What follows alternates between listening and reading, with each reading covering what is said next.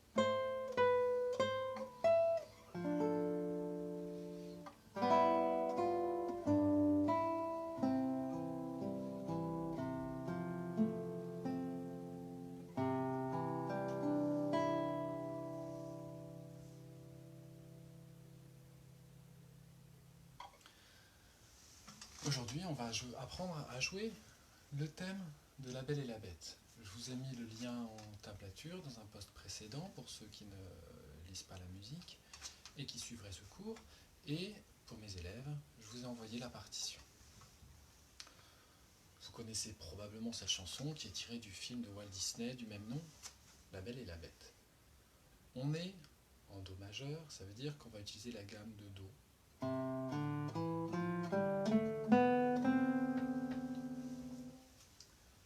Et on va avoir une mélodie qui va s'étirer en longueur et il va falloir réussir à différencier dans son jeu les parties en arpège et les parties mélodiques. Par exemple, dès le début,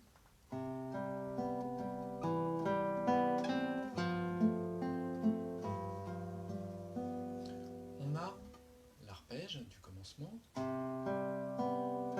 qui s'enchaîne tout de suite avec un élément mélodique. Et alors ici, on a la mélodie sur le Fa et l'arpège d'accompagnement qui passe par-dessus le thème. Écoutez bien.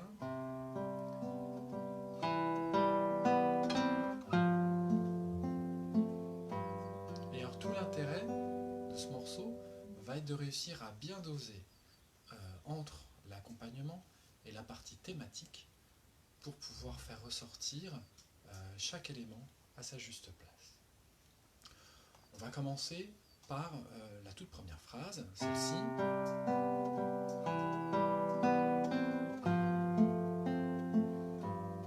C'est uniquement les deux premières mesures. Donc au début, pour la première mesure, pas de difficulté particulière. Bien léger, puisqu'on est dans l'accompagnement.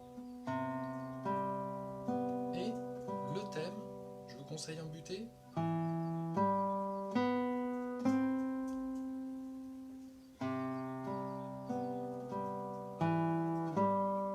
Et juste le simple fait d'enchaîner du pincé et du buté, votre mélodie, la partie thématique, va ressortir par rapport à l'arpège. Et ça va être la même chose pour la mesure suivante. Vous allez chercher le sol avec le troisième doigt. Commencez toujours bien, faites bien attention à ça. Commencez par la note la plus grave. On va d'abord chercher la note la plus lointaine et on récupère le reste ensuite. On va chercher le sol avec le troisième doigt, le fa avec le quatrième et vous jouez le fa en buté. Et on enchaîne sur l'accompagnement en pincé. Le fa en buté, la do la en pincé et on reste en pincé pour la fin de la mesure.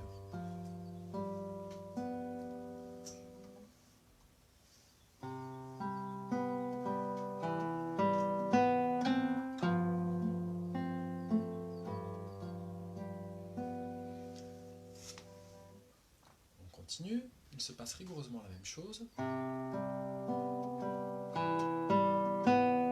Sauf que là, la partie thématique est à l'aigu, c'est plus simple, vous la butez bien. Si vous n'avez pas de crayon, je vous conseille d'en avoir un, ou quand vous regarderez à nouveau la vidéo, vous le prendrez. Le La, faites-le avec le troisième doigt. On a la quatrième mesure du morceau. Et le La bémol, vous pourrez le faire avec le deuxième doigt tout en gardant le Fa grave.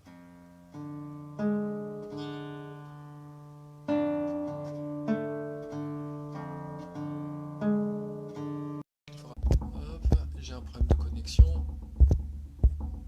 On va tout de suite. Voilà, j'espère que c'est revenu. Donc, le La avec le troisième doigt, le La bémol avec le deuxième doigt. Et on va refaire toute cette première partie.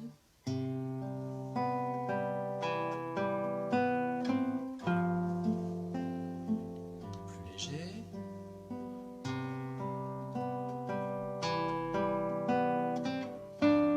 Là avec le troisième doigt, La bémol, deuxième doigt. Et on revient à nouveau sur le Do. En buté, faites votre sol aigu avec l'annulaire. De cette façon-là, vous aurez tous les doigts disponibles pour l'arpège. On est à la deuxième ligne, mesure 5.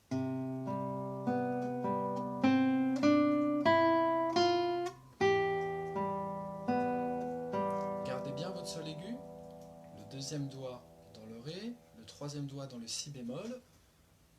Et là, la technique de jeu, ça va être de jouer avec le pouce, l'index et l'annulaire. On saute une corde, on saute un doigt, et on peut même buter le sol aigu.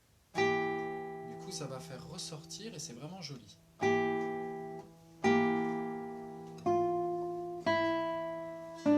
Veillez à bien garder autant que possible le Mi et le Si bémol.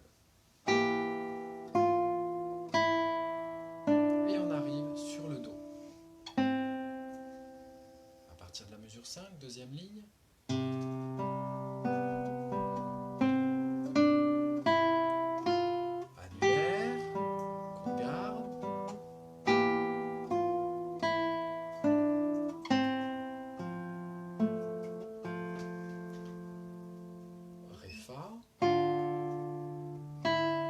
Et là, on va chercher le La bémol avec le deuxième doigt sur la sixième corde et le Ré avec le premier doigt.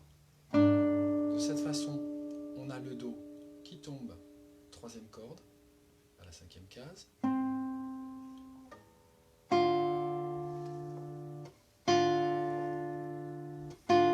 Le PDF, il est un tout petit peu plus loin dans ma page. Il y a le lien Google Drive pour les élèves. Et il y a la tablature aussi qui est en photo pour Sylvie. Donc.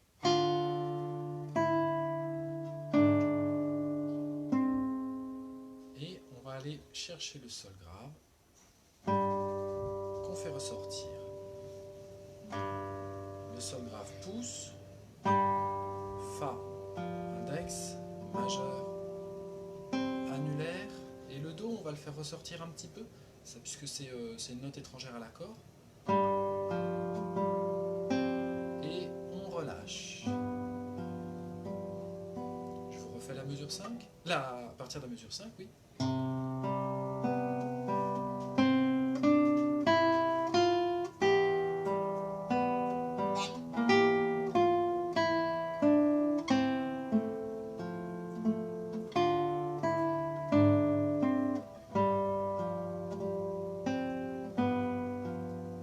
Et on va reprendre comme au début, presque, pour la première mesure.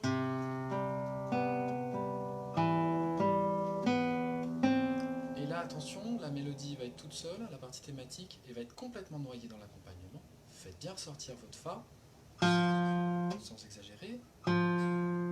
Et l'accompagnement léger, il va aller englober le Fa. Et le doigté donne pour les 4 premières croches, je compte le Fa comme étant une croche, index, pouce, annulaire, index. On va chercher le sol grave avec le deuxième doigt, il faut bien tenir le Fa, puisque c'est une ronde.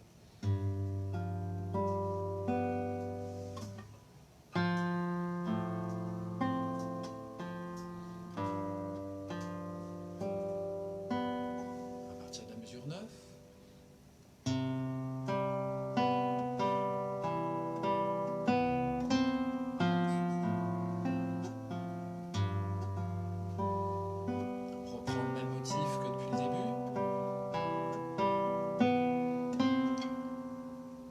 bémol et Ré. Ce serait peut-être plus intéressant d'ailleurs de mettre le deuxième doigt dans le Do. Regardez, vous mettez le deuxième doigt dans le Do et vous avez vos deux doigts libres, le Si bémol et le Ré. À partir de la mesure 11, pour faire cet enchaînement.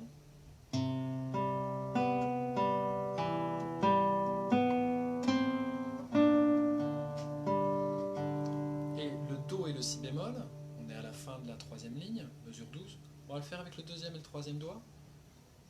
Ici, on va jouer pouce, index, annulaire, toujours avec cette technique de l'annulaire embuté, qui c'est très joli, ça fait bien ressortir la mélodie, ça équilibre bien les accords à trois sons. On entend automatiquement les trois, et puis on peut même jouer facilement, enfin plus facilement en tout cas, pour accentuer certaines notes, pour les faire ressortir. Par exemple, si je veux faire ressortir le Si bémol, le Do, le Mi aigu, on peut doser plus facilement.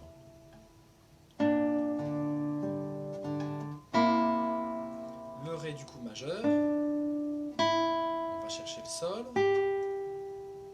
on est mesure 13, quatrième ligne, le Do. Alors tout à l'heure j'avais fait ceci.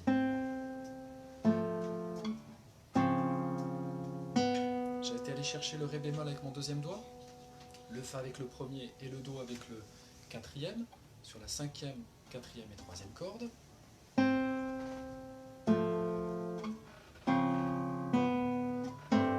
Ça a le défaut de faire beaucoup de trous.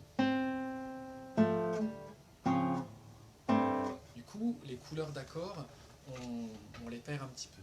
Sachant que là, je passe sur un Ré bémol pour donner une petite couleur. Et s'il y a des trous, la couleur elle va pas ressortir. Du coup, ce qu'on pourrait faire plutôt, ça serait ça. Je vais chercher le Ré bémol avec mon quatrième doigt. Je garde mon Fa avec le troisième. J'ai toujours mon Do. Et là, on entend toujours. Ça sera plus legato. 4, 3, 1 pour les doigts. Sol, La, Do. Je reprends mesure 13. Pardon.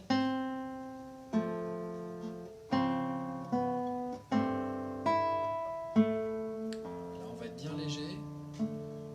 Pas de difficulté particulière ici. Pardon.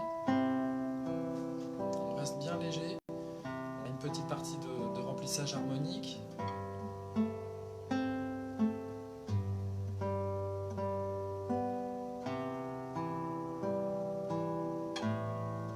On est mesure 18. Il y a deux possibilités. celle que j'ai notée sur la tablature, et c'est en fait un petit peu l'objectif comme objectif, c'est d'aller chercher en quatrième position le La bémol, sur la sixième corde, le Sol, quatrième corde, et le Do, troisième corde. Alors, ce qui se passe, c'est que ça va faire un trou, je sais, pour la suite.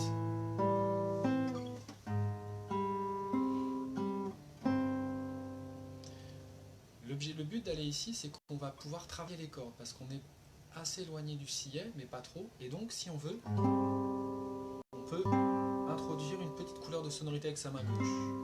Et on peut aller jouer plus facilement sur le timbre. C'est pour ça que je vais ici.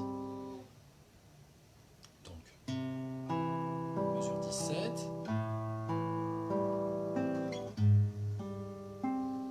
C'est vraiment juste pour le plaisir de mettre cette couleur. L'autre possibilité, qui n'est pas sur la tablature, je vais chercher le La bémol avec le quatrième doigt, et je garde mon Do. Et j'enchaîne.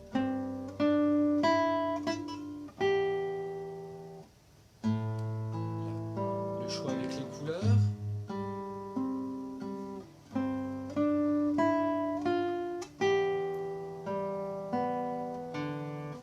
On est à la mesure 19, à la fin de la 1, 2, 3, 4, 5e. Et là, ici, donc là, le morceau est écrit à 2 voix pour que ce soit lisible, mais là, on va en avoir 3. On a l'arpège intérieur, et puis, vous allez voir, on a une partie de basse qui va faire qui va être légèrement plus mélodique. Écoutez bien.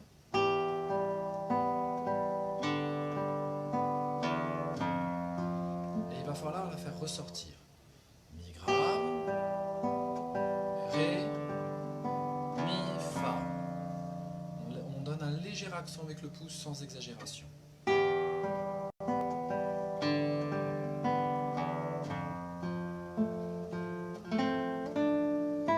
on va être obligé de tout lâcher pour retourner dans le Sol. On va bien mettre le quatrième doigt dans le La, on est mesure 20.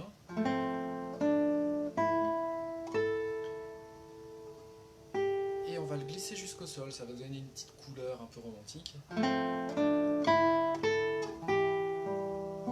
nouveau, à la basse. Je fais à partir de la levée de la mesure 19, sur Do, Ré, Mi, Fa.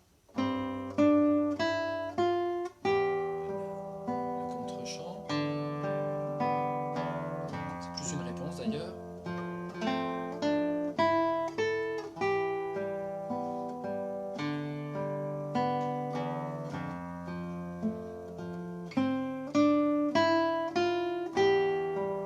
Vous gardez bien le Sol et le deuxième doigt dans le Si bémol, le troisième doigt dans le Ré. Et là, on a une position d'accord très resserrée.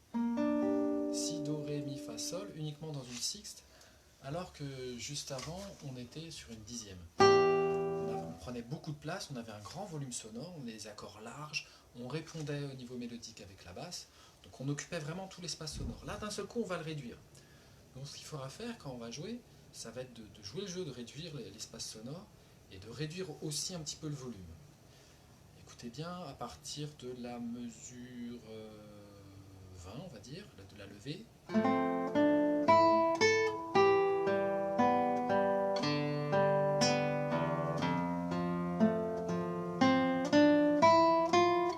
Et je vais réduire d'un coup.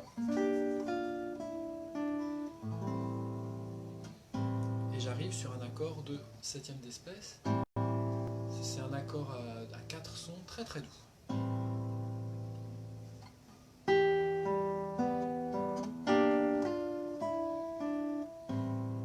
Et là, la partie thématique va passer à la basse, donc on va jouer avec le pouce.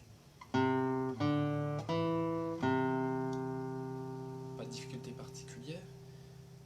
Et on va avoir une petite séquence d'arpèges, très très simple. Le but du jeu va être de faire ressortir un petit élément mélodique qui est au milieu. Là, je l'exagère.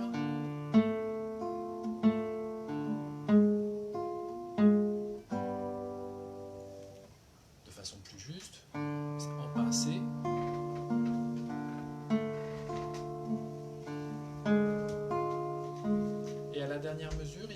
on va aller jouer le sol avec le 4e doigt. L'objectif, c'est de garder le plus de legato possible, parce que si je vais chercher mon sol avec le 3e doigt, je vais couper le son.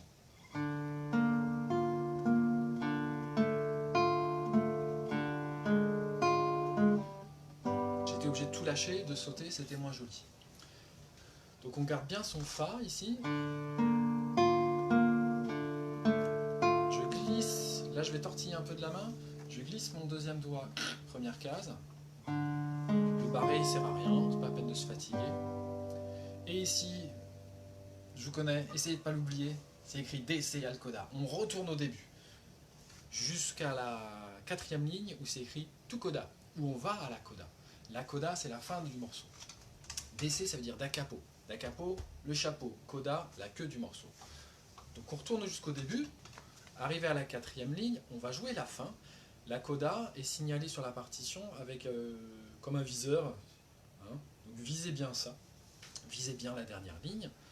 Je vous joue la mesure 15 que je vais enchaîner à la coda.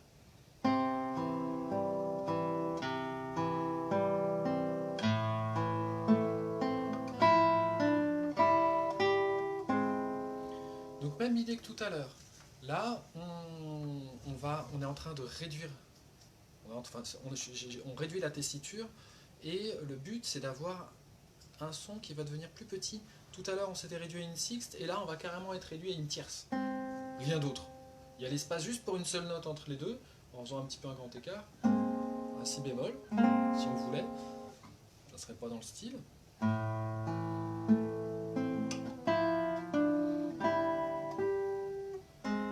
Pardon, c'est pas joli. Tout petit. Avec un La bémol pour faire plaisir. Et là, vous filez en 7e position. C'est l'index qui indique, c'est facile pour comprendre, l'index indique la position, l'index indique la 7e case, on est en 7e position. Vous jouez le La, qui est 4e corde, 7e case. Vous faites un petit barré éventuellement. Je vais vous donner les deux possibilités. Soit un barré qui va de la 4e corde à la première, et le Do que vous faites avec le 2e doigt. Le La avec le pouce, le Do, vous enlevez le Do, vous avez le Si, à nouveau Do, et on va chercher le Mi avec le 4e doigt, éventuellement vous lâchez, je ne vais pas vous en vouloir. Si vous avez du mal avec le barré, vous avez le La avec le 1er doigt, et là vous allez faire le Do avec le 3e doigt. Le Si avec le 2e, vous retournez au Do, et vous allez à nouveau chercher le Mi aigu. Les deux possibilités.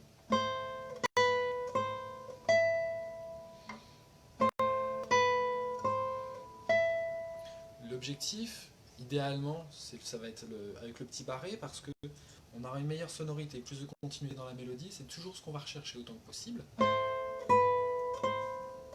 vous rappelle que c'est une chanson, donc on va essayer de se rapprocher du chant. Voilà, si ça coince, pour le moment, si vous voulez y arriver, utilisez cette possibilité-là. Sinon, l'objectif, le but, c'est vraiment d'arriver à ça.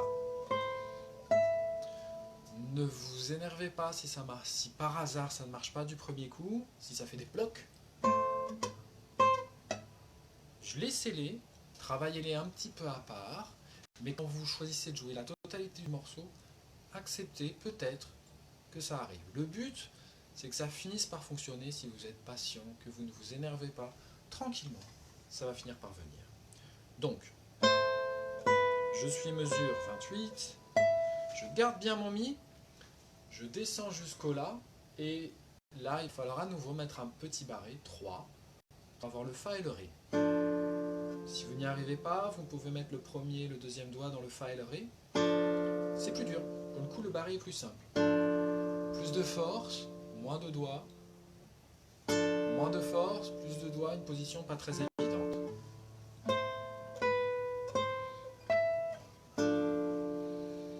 Et pour finir, pardon.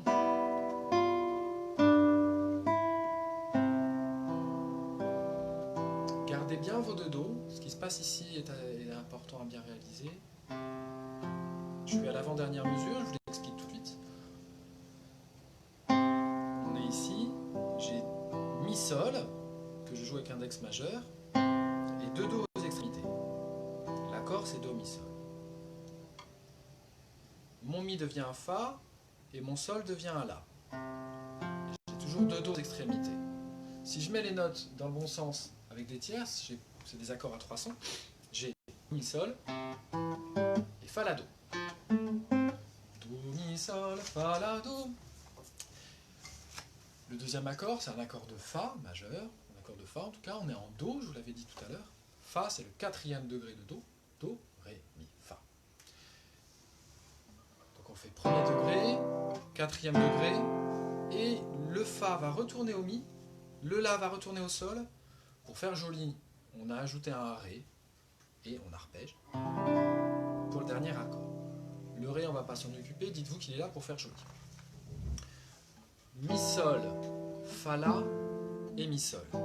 Le Fa, La, c'est une broderie, c'est-à-dire que on a décoré, voilà, on décore, on fait joli, on brode, voilà.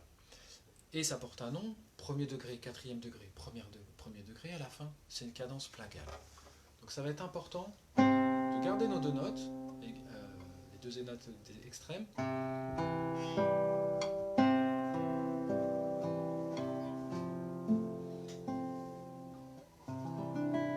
Et pour le dernier accord, vous posez le pouce et très léger.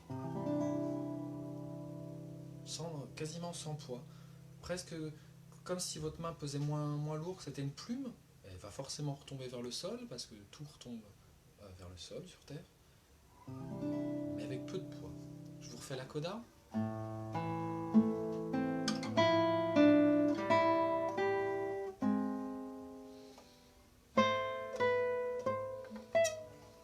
Pardon.